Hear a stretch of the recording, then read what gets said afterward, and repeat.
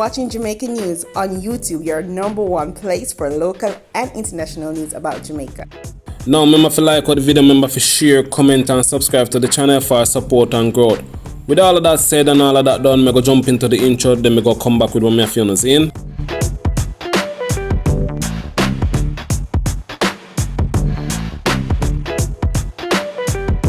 Welcome back my viewers and my subscribers. Now for the news and the details.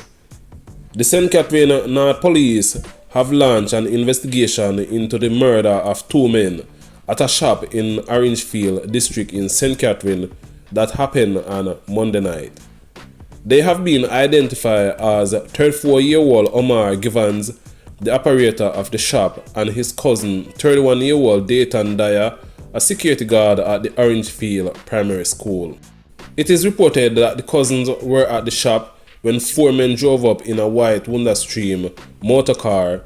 They alighted from the vehicle and opened fire, hitting both men multiple times. Residents went to investigate after hearing the explosion and found both the deceased lying in pools of blood.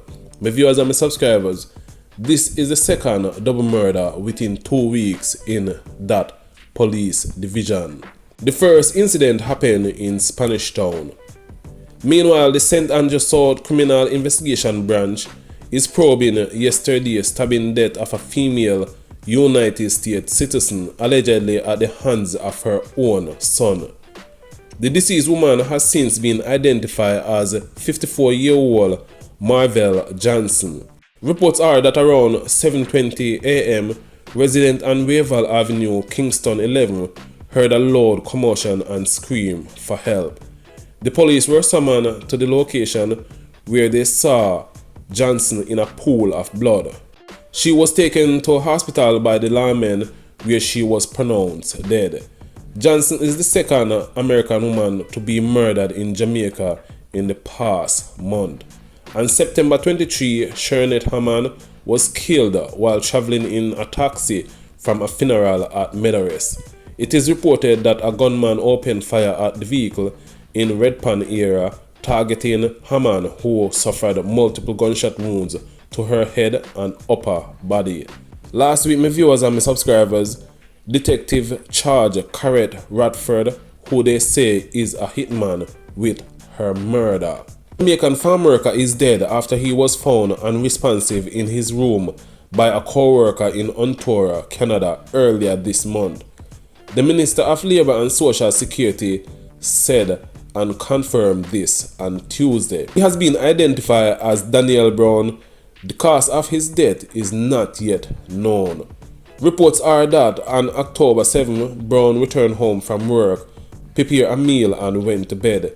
The ministry in a release said that on the morning of October 8, Jamaican Liaison Officer, Acting Chief Liaison Officer Althea Riley was contacted that Brown was found unresponsive in his room by a co-worker.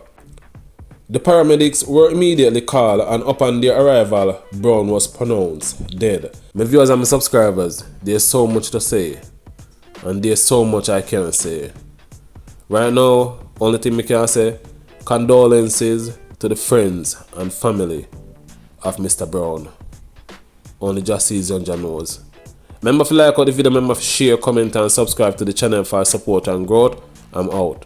I am calling on the Minister of Transport, Honorable Darrell Vaz, to immediately withdraw his intemperate and ill-considered attack on the leader of the opposition for reaffirming known positions of the People's National Party to make public transport more affordable for commuters and operators. The opposition affirms that something had to be done for the operators as the failure of the government to implement sustainable policies had compounded the problems faced by the operators, particularly in rural Jamaica.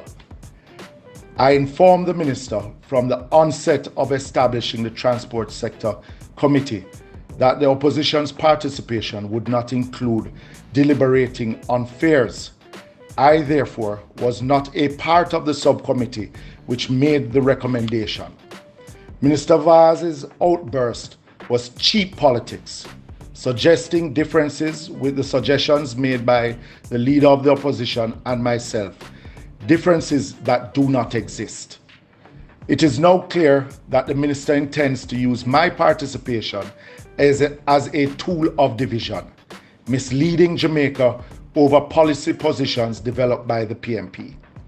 I have no intention of being used by Minister Vaz. I therefore have to reconsider any further participation in the committee if the minister does not go ahead and withdraw his attack on the leader of the opposition.